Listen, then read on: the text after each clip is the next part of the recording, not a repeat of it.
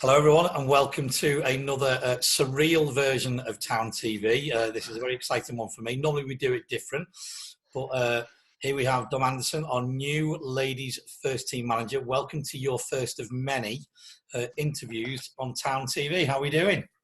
Yeah, good. Thanks. It's nice to be interviewed, and just unfortunate that it's under these sort of circumstances. I hope I don't sound like a robot. You don't know. No, you'll be all right. Good. Normally, we do it down at the ground. We'd sit in the dugout and we'd have a chat like we do normally with Millie and other ladies managers that we've had. But yeah, Yeah. under the circumstances, we can at least get you introduced to people and they can put a face to the name. So, Yeah, start off, definitely. just tell me a bit about yourself so you can introduce yourself to us and Town. Well, Dom Anderson. Obviously, really pleased to have been announced as the first team manager of the ladies side. Previously to that, I was at Derby County Ladies, where I was in the academy and was also towards the end of last season doing bits with the community team, which is the open age team, and really sort of enjoying that. And it made me realise that the open age side of things is kind of where I want to be, but always still have a bit of an emphasis and an eye on player development, and a bit more on that later, I guess. In terms of myself, I've got two kids. Currently having a lot of fun with the 18-month-old during lockdown, trying to find ways to stop her from killing me, and obviously, and also my partner Holly as well. So we're all sort of cramped into our house, which it's hopefully I survive. If I don't, if this is the last time any of you see me, you know what's happened. Yeah, fair enough. So, any budding potential future players in the family? Well, yeah, my daughter Faith, she's 12 years old now. She's at Derby County Ladies in the academy. She's a good little player. I always wanted her to be a centre back like I was, but unfortunately, she's a striker, which is it's quite sad, really. But I'll get over it. And my younger brother, he's 17. So he was in Derby's academy, and then he was in Chesterfield's. But when they got relegated, they had to reduce the number of scholarships, and because he'd not been there for a long time, he wasn't one who got a scholarship, and he had a lot of offers coming out of Chesterfield for other league clubs, but he just took a decision that he wanted to crack on with his A levels and get himself to uni, and he's playing a bit of sort of I guess sort of non-league football. Is at Holbrook St Michael at the minute. Okay. So yeah, I mean he enjoys it, but he could definitely play at a higher level. But I just I respect that his decision. He's a kid who he's someone who could get A's at A level, so why just do it, and then football will come back, won't it? Yeah, exactly. So you've mentioned you were a centre back. So who would you compare yourself to in your playing style as a centre back? I mean, there's a couple of things. So my favourite centre back of all time is Paul McGrath. He was everything I always wanted to be. The reality is, I was someone who probably relied on pace a bit too much, and then obviously as I got older, that pace starts to go. I wasn't necessarily great on the ball. I knew what I wanted to do, but unfortunately, getting my very long limbs to do it was always the issue. But yeah, I think people like Viv Anderson, Paul McGrath, they were sort of like my idol. Players. Yeah, some of our younger Town watchers will be Googling tonight, looking at who they are. Yeah, let's try and give you a modern one Rio Ferdinand. He was another one actually. Yeah. His pace was phenomenal at the beginning, but once he had to start relying on a little bit of his brains, his performances fell off a bit. So yeah, I'm nowhere near any of those levels, but that's who I would have loved to have been like. So you've mentioned a few Man United players. So are you a Man United fan? Absolutely not. No. So I grew up a Man City fan, actually. Okay. I wouldn't know Vincent Kompany. There you go. There you go. Have that one. Pre 2009. I can't really tell you. Yeah. Richard Dunn maybe, but I think I tend to follow Derby a bit more now. But yeah, it's Man City's money coming in kind of really put me off them a little bit. Yeah. It just felt a bit wrong. It wasn't my team anymore, but I don't know. Still celebrate the occasional trophy, can't you? You can indeed. Yeah. So, what got you interested in applying for the ladies' role at Town? Well, I'd followed the club on Twitter for a while, and I could see that it was, a ladies' team that really had the backing of the board at Dronfield Town, and where there was a real ambition. It's got a great history. I'd been told that, it'd been promoted in previous seasons back when it was in the Derbyshire League, or, it certainly won that league there. Previously, it's played in some prestigious cup competitions. Yeah. And just last season itself, was in the final of the cup. Yeah. And, that for me, it just made it a no-brainer, really. Just a great place to come and I think as coaches and managers, we're always learning. A great place to come and sort of learn my trade and work with some talented players as well. And I think that's something that was a real sort of, I think, a really important thing for me. Definitely. And what do you know about the club as a whole? Because it's quite a big club, isn't it?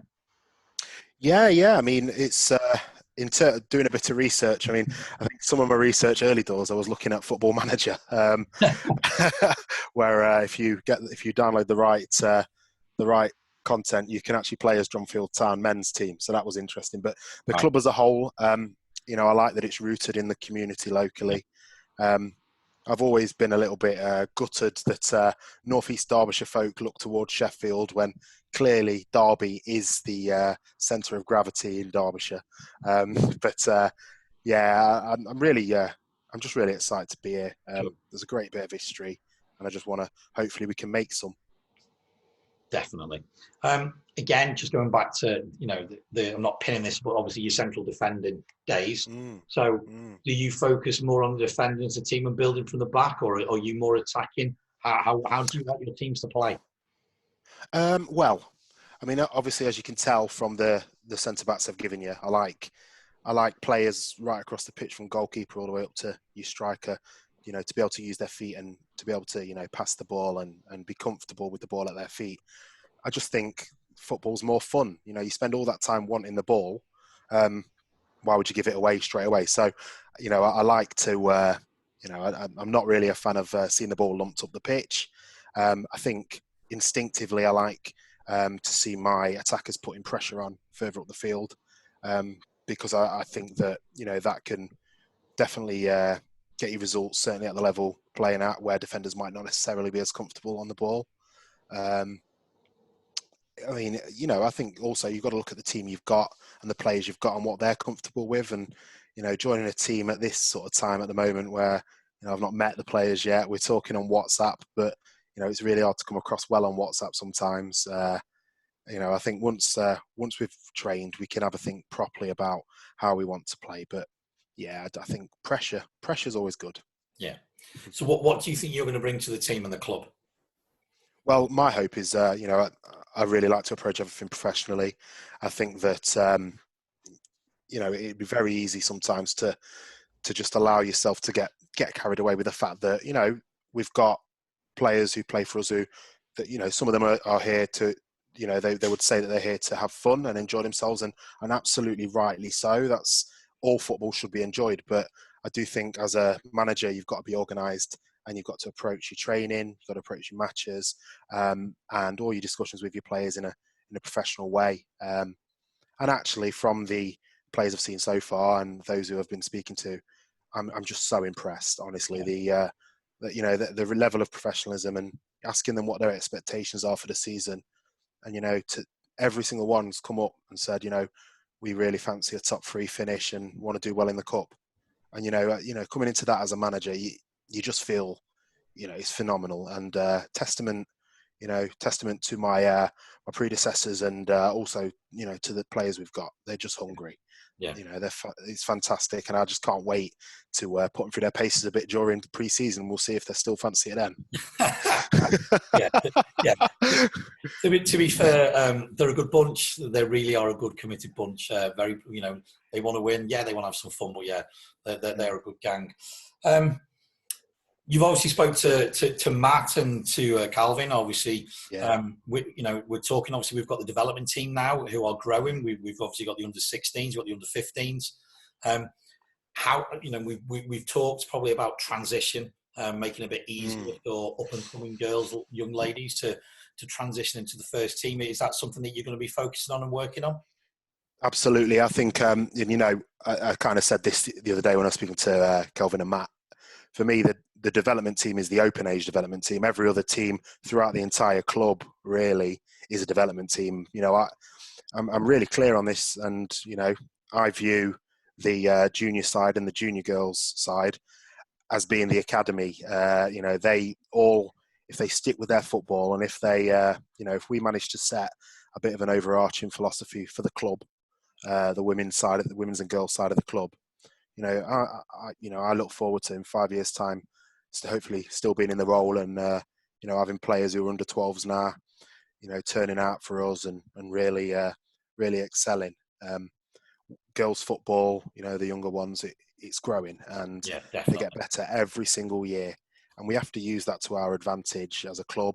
And I've just been so impressed with Matt and Kelvin. That honestly, the attention to detail that those two put into that development team, it's going to be essential actually. And I think that it really is going to be that bridge. And they've already highlighted me some players that worth having a look at, and that's fantastic. I'm really looking forward to doing that, and I think that it's got to work both ways as well. Players have got to, if you're playing for Dronfield Town, you're playing for Dronfield Town as the two open age teams.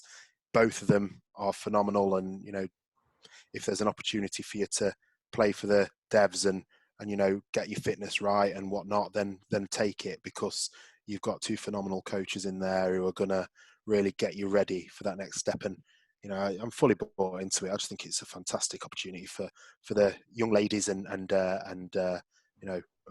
ladies in the club to really push on. Sounds good. So your coaching team, we've obviously got Chris the physio, he's staying on, which is great. Yeah, really happy you're about bringing that. a young lad in called Luke, and we've got Carl, who obviously helps out with the under 12s. So he's stepping up and is going to be doing it as well, which is fantastic progression for us within the club, that we've got some coaches who are going to step up as well. Absolutely, and I've been nothing but impressed with Carl. Just a bit about Luke. He's someone who he actually lives in Killamarsh.